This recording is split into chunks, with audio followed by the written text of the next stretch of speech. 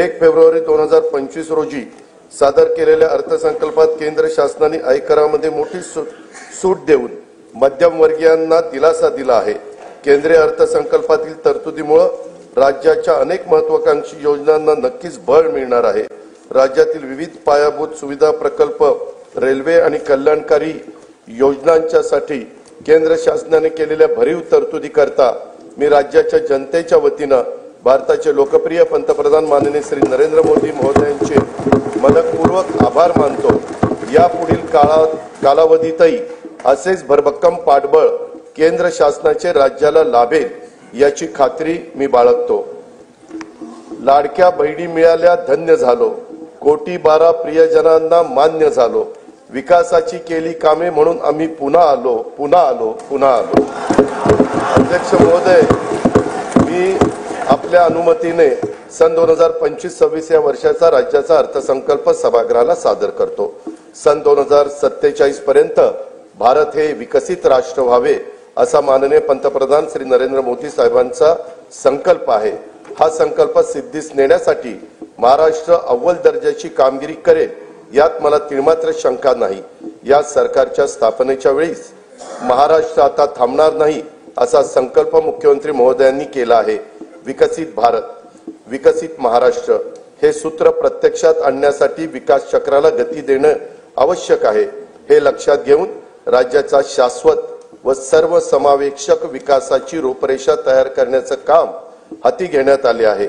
उद्योग, पायाभूत सुविधा, कृषी व संलग्न क्षेत्रे, सामाजिक व इतर क्षेत्राच्या विकासासाठी महत्त्वाच्या तरतुदी करणारा हा अर्थसंकल्प आहे।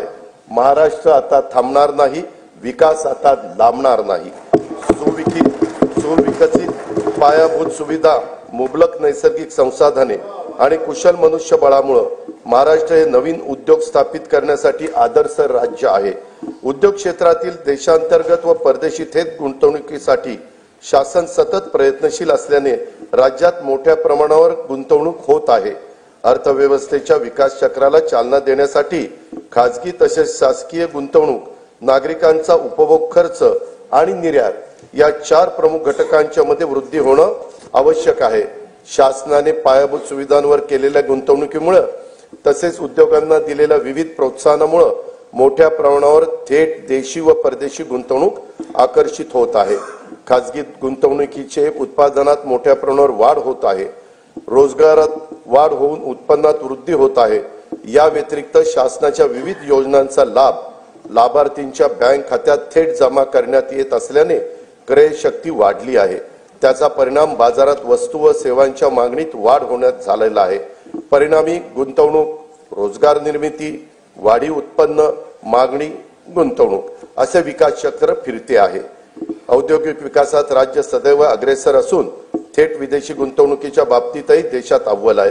जानेवारी 2025 मध्ये दावोस येथे झालेल्या जागतिक आर्थिक परिषदेमध्ये राज्य शासनाद्वारे एकूण 56 कंपन्यांच्या सोबत सामंजस्य करार करण्यात आले। त्याद्वारे येत्या काळात 15,72,654 कोटी रुपयांची गुंतवणूक होणार आहे। त्यातून 16 लाख रोजगार निर्मिती होईल असा अंदाज आहे। महायुतीचे सरकार स्थापन झाल्यानंतर राज्याच्या सर्वांगीण प्रगतीसाठी मंत्रालयीन विभाग तसेच क्षेत्रीय कार्यालयासाठी 100 दिवसाचा 7 कलमी कृती आराखडा तयार करण्यात आला। या कृती आराखड्यात संकेतस्थळाचा विकास, सुलभ जीवनमान, स्वच्छता, जनतेच्या तक्रारीचे निवारण, कार्यालयातील सोयी सुविधा, गुंतवणुकीचा प्रसार, क्षेत्रीय कार्यालयांना भेटी आदींचा समावेश करण्यात आला आहे। या कार्यक्रमामुळे प्रशासन कार्यक्षम, पारदर्शक, गतिशील, लोकाभिमुख होऊन राज्य प्रगतीच्या शिखरावर जाईल याची आम्हाला खात्री आहे। या कार्यक्रमाच्या अंमलबजावणीचे मूल्यमापन त्रयस्थ संस्थांकडून करून घेऊन उत्कृष्ट काम करणाऱ्या कार्यालयांचा गौरव करण्यात येणार आहे आणि हा कार्यक्रम निरंतर ठेवण्याचा निर्णय हा देखील घेण्यात आलेला आहे। महाराष्ट्राचं नवीन औद्योगिक धोरण 2025 लवकरच जाहीर करण्यात येणार आहे। त्या धोरणांच्या 5 वर्षाच्या कालावधीत 40 लाख कोटी रुपयांची गुंतवणूक व 50 लाख रोजगार निर्मितीचं उद्दिष्ट असेल। नवीन औद्योगिक धोरणाबरोबरच आकाश व संरक्षण क्षेत्र, उत्पादन धोरण, इलेक्ट्रॉनिक्स धोरण, जेम्स अँड ज्वेलरी धोरण, सूक्ष्म लघु व मध्यम उपक्रम धोरण, चक्रीय अर्थव्यवस्थेसाठी स्वतंत्र क्षेत्रीय धोरण जाहीर करण्यात येणार आहे। केंद्र शासनाच्या नवीन कामगार संहितेनुसार नवीन कामगार नियम तयार करण्यात येणार आहेत। निर्यातीमध्ये भरीव वाढ होण्यासाठी राज्याने महाराष्ट्र राज्य निर्यात प्रोत्साहन धोरण 2023 जाहीर केले असून राज्यात 37 विशेष आर्थिक क्षेत्रे, 8 कृषी निर्यात क्षेत्रे, निर्यात केंद्रित 27 औद्योगिक पार्क उभारण्यात आले आहेत। त्यामुळे देशाच्या एकूण निर्यातीत राज्याचं योगदान 15.4% झाले आहे। याशिवाय एक जिल्हा एक उत्पादन, जिल्ह्यांना निर्यात केंद्र म्हणून विकसित करणं, राज्य जिल्हा निर्यात प्रोत्साहन परिषद असे काही महत्त्वाचे उपक्रम राज्यात राबवण्यात येत आहेत। सन 2023-24 मध्ये 5,56,379 कोटी रुपयांची तर 24-25 मध्ये नोव्हेंबर 2024 पर्यंत 3,58,439 कोटी रुपयाची उत्पादने निर्यात करण्यात आली आहेत। राज्याचे लॉजिस्टिक धोरण 2024 जाहीर करण्यात आले असून त्याद्वारे 10,000 एकराहून अधिक क्षेत्रावर समर्पित लॉजिस्टिक पायाभूत सुविधा विकसित करण्यात येणार आहेत। प्रकल्पांना देऊ केलेल्या विशेष प्रोत्साहन व सुविधांमुळे सुमारे 5 लाख प्रत्यक्ष व अप्रत्यक्ष रोजगारांची निर्मिती होणार आहे। मुंबई महानगर प्रदेश हे आंतरराष्ट्रीय दर्जाचे आर्थिक विकास केंद्र म्हणजेच ग्रोथ हब म्हणून विकसित करण्याचा निर्णय घेण्यात आला आहे। वांद्रे कुर्ला संकुल, कुर्ला वरळी, वडाळा, गोरेगाव, नवी मुंबई, खारघर व विरार बोईसर या 7 ठिकाणी आंतरराष्ट्रीय दर्जाची व्यापारी केंद्र निर्माण केली जाणार आहेत। त्यामुळे मुंबई महानगर प्रदेशाची अर्थव्यवस्था सध्या $140 बिलियन वरून सन 2030 पर्यंत $300 बिलियन तर सन 2047 पर्यंत $1.5 ट्रिलियन पर्यंत नेण्याचं उद्दिष्ट आहे।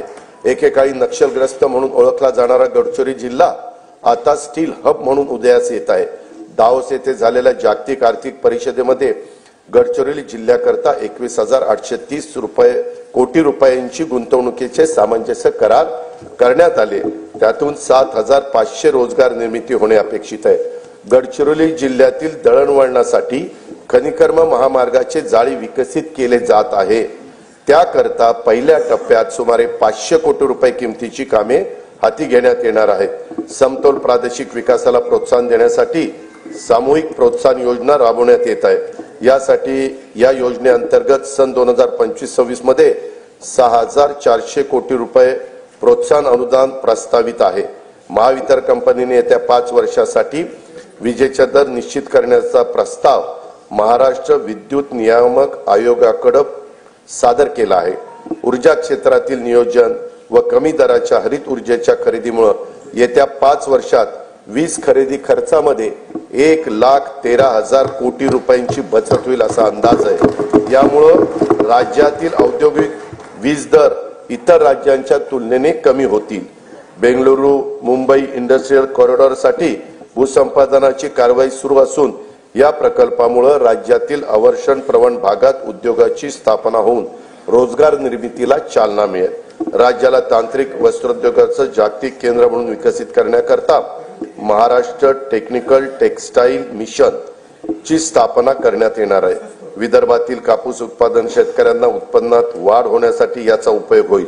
हातमाग विणकरांना प्रोत्साहन आणि सुविधा देण्यासाठी नागपूर येथे अर्बन हाट केंद्राची स्थापना करण्यात येणार आहे।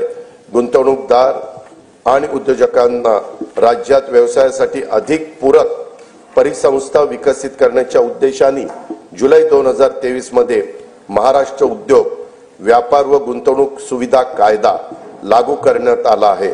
उद्योजकांना त्यांच्या उद्योगाचा विस्तार करण्यासाठी तसेच नवीन उद्योग स्थापन करण्यासाठी 17 विभागांच्याकडून देण्यात येणाऱ्या 141 सेवा आता मैत्री या संकेतस्थळामार्फत देण्यात येत आहे।